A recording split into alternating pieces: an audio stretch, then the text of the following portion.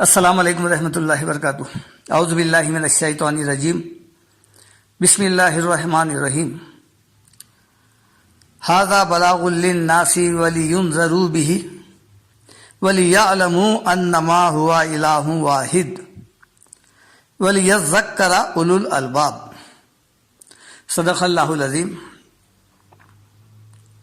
یہ سورہ ابراہیم کی آیت، آخری آیت، اس کا ترجمہ یہ ہے، ھذا بلاغ للناس، یہ جو قرآن ہے وہ لوگوں تک پہنچانے کے لیے نازل ہوا ہے۔ ھذا بلاغ للناس، یہ لوگوں تک پہنچانے کے لیے نازل ہوا ہے۔ نازل ہوا ہے اللہ کے رسول پر، اور اللہ کے رسول کیا کیے؟ لوگوں تک پہنچا دیے۔ سورہ انعام میں ہے، وَأُوحِيَ إِلَيَّ هَذَا الْقُرْآنَ لِأُنذِرَكُم بِهِ وَمَن بَلَغَ۔ یہ جو وحی الہی مجھ پر نازل ہو رہی ہے، میں اس کے ذریعے سے تم کو ڈراتا ہوں، اس قرآن کے ذریعے سے، هَذَا الْقُرْآن، اس قرآن کے ذریعے سے میں تم کو ڈراتا ہوں آخرت کے انجام بد سے۔ وَمَن بَلَغَ، اور جن تک پہنچے ان کا بھی یہی کام ہے کہ وہ آگے تک بڑھائے۔ اس آیت میں وہی بتایا جا رہا ہے، ھذا بلاغ للناس، یہ قرآن لوگوں تک پہنچانا ہے۔ اس کی وجہ کیا ہے؟ وَلْيُنذَرُوا بِهِ، تاکہ لوگ اس قرآن کے ذریعے سے ڈرائے جائیں۔ جب تک آخرت کی سزائیں، پھر حساب کتاب، دوزخ کے واقعات جب تک پیش نہیں کیے جائیں گے، جب تک نہیں بتایا جائے گا مرنے کے بعد پھر ایک زندگی ہے جو بدلہ پانے کا ہے۔ قیامت کا دن نیک یا برے اعمال کا بدلہ، اجر، سزا یا جزا پانے کے دن کا نام ہے وہ۔ اور یہی بتایا جا رہا ہے کہ وَلِيُنذَرُوا بِهِ، اس قرآن کے ذریعے سے لوگ ڈرائے جائیں۔ وَلِيَعْلَمُوا، اور لوگ جان لے، واقف ہو جائے، ان کے علم میں یہ بات آ جائے اس قرآن کے ذریعے سے، انما ہوا الہ واحد، یہ کہ ان کا خدا، ان کا الہ، ان کا معبود، ان کا رب ایک ہے۔ وَلِيَذَّكَّرَ اولو الالباب، اور جو نصیحت ماننے والا ہے وہ ان باتوں سے، قرآن کے ان آیات سے اس کی تذکیر ہو جائیں گی، وہ نصیحت مان لیں گا وہ۔ اب جو بے پرواہ ہے وہ تو شیطانی راستے پر چل کر تباہ و برباد ہو جائے گا، لیکن جس کے دل میں ایمان ہے، جو آخرت کی باتوں کو کان لگا کر سنتا ہے، وہ تو اس بات کو مان لیں گا۔ اسی لیے فرمایا گیا نا سورہ اعراف آیت 204، وَإِذَا قُرِئَ الْقُرْآنُ فَاسْتَمِعُوا لَهُ وَأَنصِتُوا لَعَلَّكُمْ تُرْحَمُونَ۔ جب بھی قرآن کہیں پر پڑھا جائے یا قرآن کی بات سمجھائی جائے تو وہاں پر خاموش رہو اور کان لگا کر سنو۔ اگر ایسا کریں گے تو تم رحمت کے مستحق ہوں گے، یعنی جب سنیں گے تو پھر عمل کریں گے، بات سمجھ میں آئے گی، جب عمل کریں گے تو پھر اللہ کی یقیناً رحمت برسے گی۔ آیت کا مطلب یہ ہے، اسی لیے سورہ ابراہیم کی پہلی آیت بھی کیا ہے؟ کتاب انزلناہ الیک لتخرج الناس من الظلمات الی النور، یہ جو قرآن ہم نے نازل کیا ہے آپ کی طرف، آپ اس کے ذریعے سے لتخرج الناس، لوگوں کو نکالیے گمراہی سے، بے دینی سے، ظلمات، کئی گناہ، کئی ٹیڑھے راستوں سے نکالیے، الی النور، وہ راستے پر لائیے جو ہدایت کا راستہ ہے۔ بتانے کا مقصد یہی ہے۔ قرآن کا سارا میسج جزدان میں لپٹ کے تابدان میں رکھنے کا نام نہیں ہے، یہ محرابوں میں رکھنے کا نام نہیں ہے۔ آج مسلمانوں سے قرآن چھوٹ گیا، اس کا نتیجہ کیا نکلا؟ اس کا نتیجہ یہ نکلا کہ جماعتوں میں، مسلکوں میں، گروپوں میں بٹ گئے، اور پھر پوری دنیا میں کیا حال ہو رہا ہے. یہ قرآن ھذا بلاغ للناس، یہ قرآن لوگوں تک پہنچانے کے لیے نازل ہوا ہے. نہیں پہنچانے کی کیا سزا مل رہی ہمارے کو؟ نہ اس قرآن سے ہم فائدہ اٹھائیں، نہ کسی دوسرے تک پہنچانے کی کوشش کر رہے ہیں.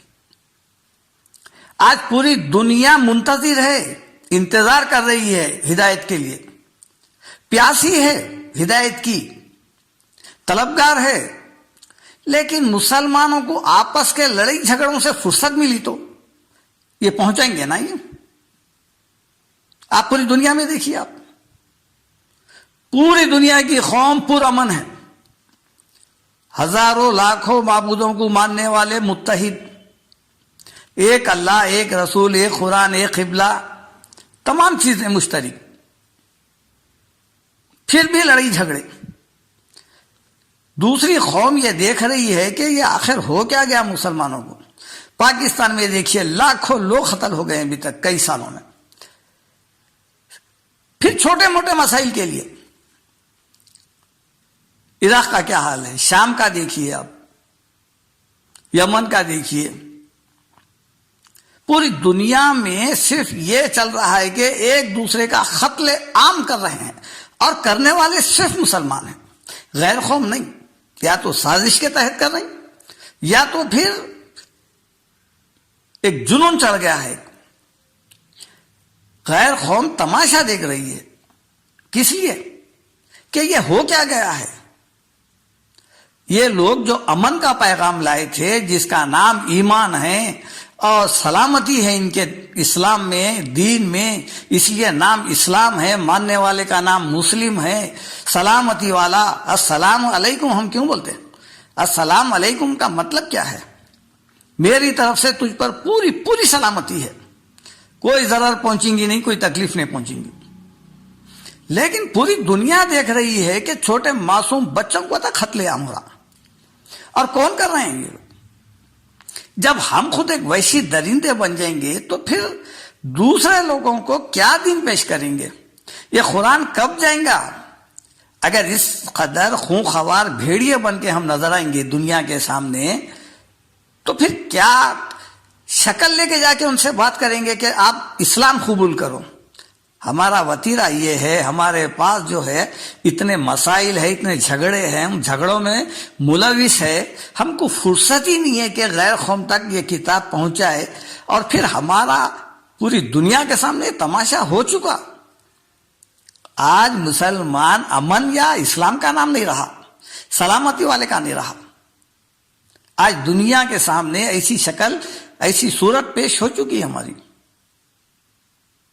یہ کیوں ہو رہا ہے؟ یہ قرآن چھوڑنے کی وجہ سے. اسی لیے اللہ تعالیٰ کیا فرمائے؟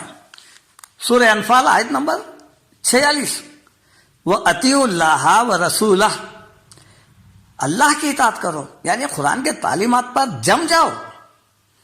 وَرَسُولَهُ، اور رسول کے مشن کو آگے بڑھاؤ، اس کی رسول کا کہنا مانو. مطلب کیا ہوا؟ رسول کی اطاعت کیا ہے؟ رسول کی اطاعت خالی یہی ہے، 4 رکعت سنت، ایسا کھانا، ایسا پینا، ایسا لیٹنا، یہ ہے سنت خالی. رسول کی پوری سنت یہ قرآن لوگوں تک پہنچانے میں گزر گئی آپ کی.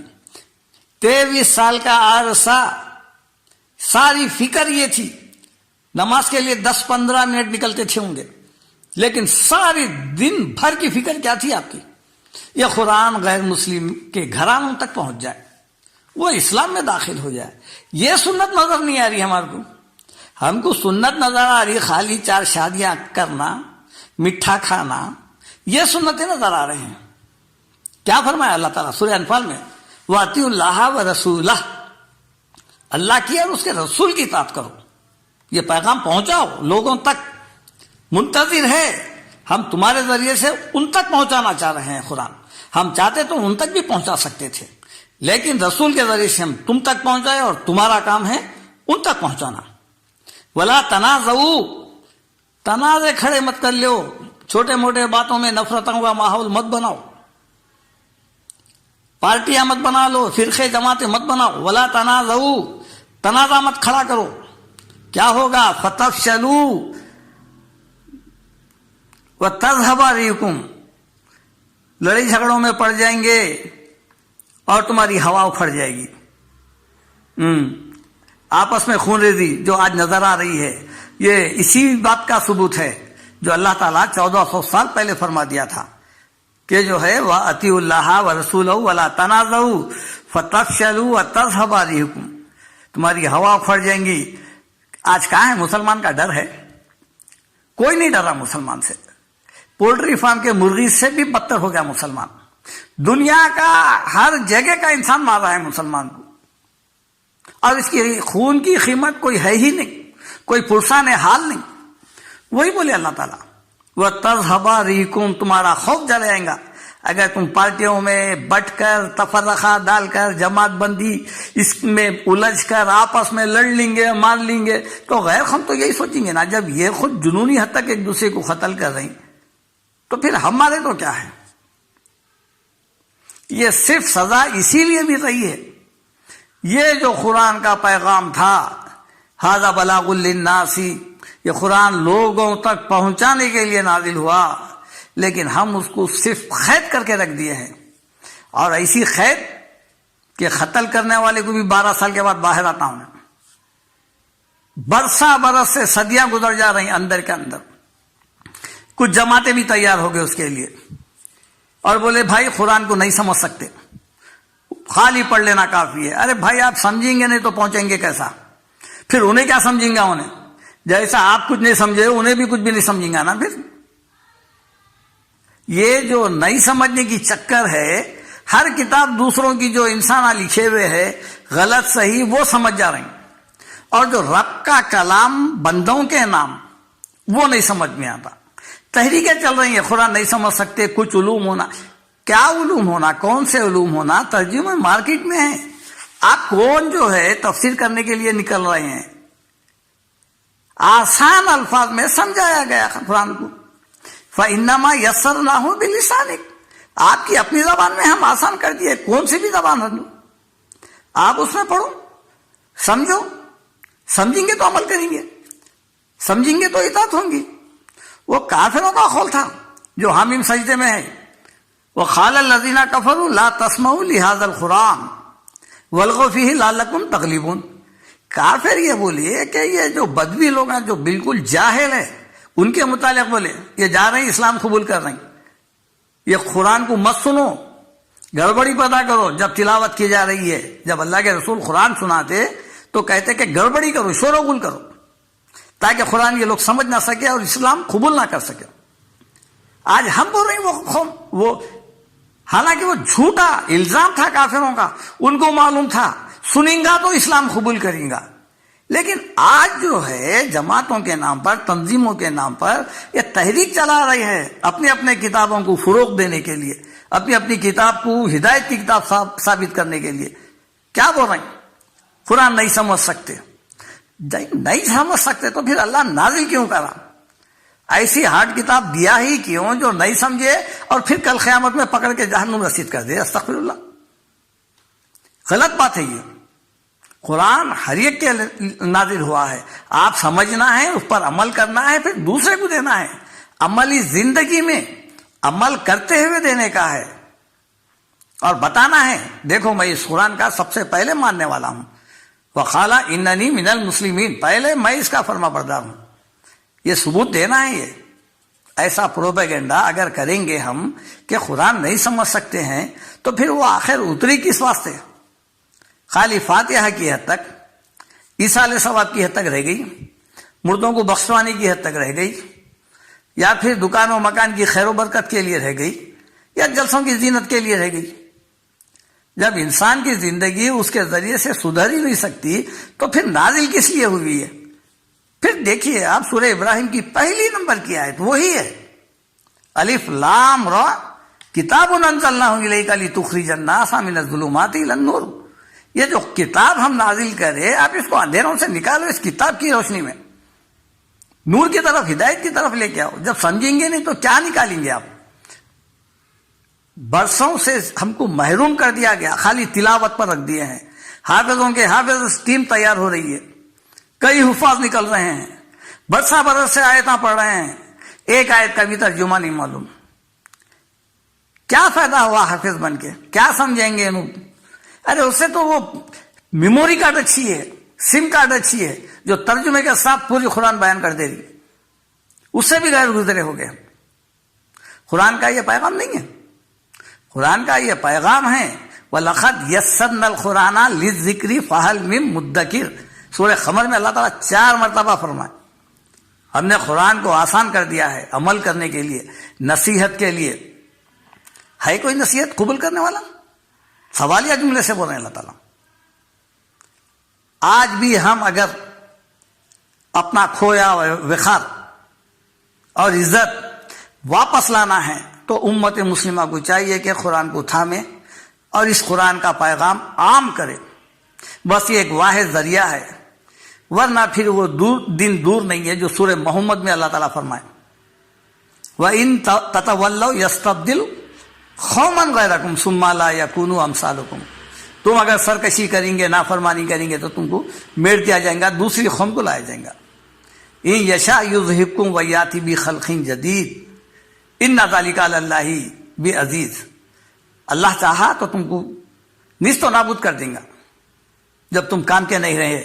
جب دعوت و تبلیغ چھوڑ دیں گے تو اللہ تعالیٰ تم کو فنا کر دے گا، اور یہ کام اللہ کے لیے آسان ہے، بتا رہے ہیں سورہ فاتر میں اللہ تعالیٰ۔